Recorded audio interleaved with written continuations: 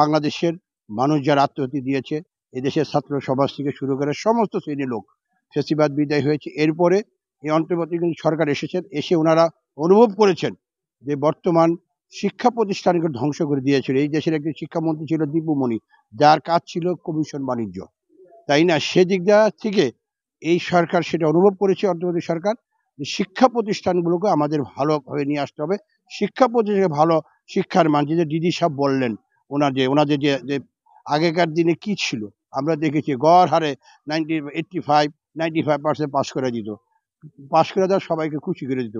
এটা তো ঠিক হলো না, এটা তো সঠিক হলো না। আসলে যারা পড়াশোনা করে তাদেরকে দিয়ে ফলাফলটা বের হলে তাহলে আসল জিনিসটা বের হয়ে আসবে। সেই জন্য আমি অন্তর্বর্তী সরকারকে ধন্যবাদ জানাই, তারা শিক্ষা প্রতিষ্ঠানের উপর জোর দিয়েছে এবং বিভিন্ন শিক্ষা প্রতিষ্ঠানে, জাতীয় বিশ্ববিদ্যালয়ের ভিসি আমাদের জনাব আমানুল্লাহ ফেরদৌস সাহেব আসছেন, উনি খুব কাছাকাছি আসছেন, চলে আসছেন, উনি এখানে আমাদের দিদি মহোদয় আসছেন, এবং ওনারা এটাকে অনুভব করে যে শিক্ষা প্রতিষ্ঠানকে এখানে শিক্ষিত লোকরা থাকবে, এটাই স্বাভাবিক। স্বাভাবিক ক্ষেত্রে তাহলে শিক্ষার মানটা বোঝে, তারা অনুভব করবে যে শিক্ষা প্রতিষ্ঠানের ছাত্রছাত্রীদের দরদ বুঝবে, টিচারদের সম্মান দিতে জানবে। এখানে আমরা বিগত দিনে কি দেখেছি, এখানে এসে আড্ডা চামারি হয়তো বিভিন্ন কথাবার্তা, কিন্তু এই জিনিসটা ছিল না। এখান থেকে তা আমরা বেরিয়ে আসছি। এই সরকারকে আমরা ধন্যবাদ জানাই। এই জিনিসটা যাতে, গুণগত মানটা যাতে সবাই ধরে রাখে।